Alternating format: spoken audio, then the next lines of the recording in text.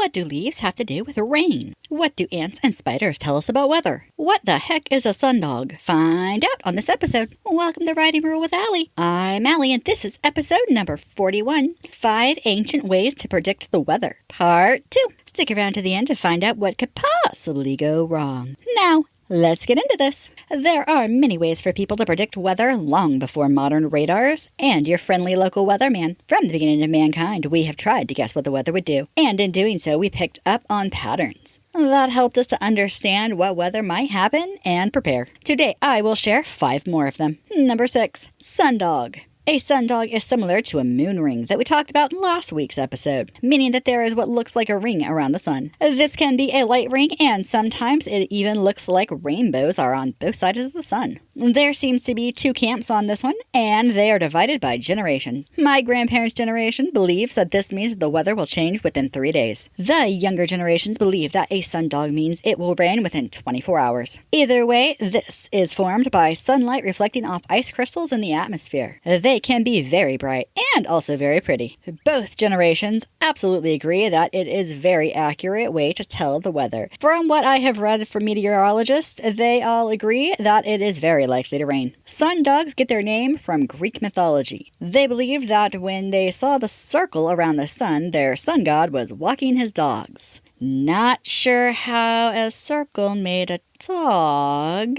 Number 7, flowers closing before rain. I've always heard that if a flower closes its petals during the daytime, it means rain is on the way. Keep in mind, many flowers close at night, and this is not what we're talking about. This can be true, but it is not for all flowers. For example, some types of roses do not close. I did not know that, but I do now. There are several types of flowers that do close when it's going to rain, dandelions being the most widely known. However, bindweed, chickweed, clovers, wild indigo, and tulips are all closed before rain or bad weather. Number 8, tree leaves turning down for rain. This was one of my Native American grandmother told me also. When it was going to rain, the trees turned down their leaves to send as much rain to their roots as they could. This one is true and not true. Let me explain. It is true that maple and popular tree stems react to the humidity spike before a storm, making them soft and allowing the wind to turn the leaves upside down. There are roughly 35 types of popular trees, including willows, cottonwood, aspen, balsam, among others. It is not true that every single tree will do this. Number 9, ants build up their ant hills. This is one most people with dirt-dwelling ants have heard of. If you see ants building up their dirt mounds bigger, it means it's going to rain. You see, ants are able to sense in the biometric pressure and humidity in the air that humans cannot always tell. Since they are tiny, they don't want to drown. They will build up their mounds a little higher before the rain. Keep in mind, mounds can go a foot or more underground. Ants want to make sure that they will not be flooded. They might even close up the mound opening as the rain starts to keep it from flooding the tunnel, making this saying true. Number 10, spiderwebs move inside because winter is coming. This is a saying many people have heard. When you start finding many new spiderwebs in the home, it means winter is here. Not quite meets the eye on this one. You see, many spiders lay egg stacks and die in the winter, letting babies be born in the next spring. Other spiders make a form of antifreeze in their veins so that when they freeze, they don't die. Most go into a hibernation type of state for the winter. However, some will move into the house. This is not because of winter, but because their food supply is also moved into your home. They are simply following the food supply inside.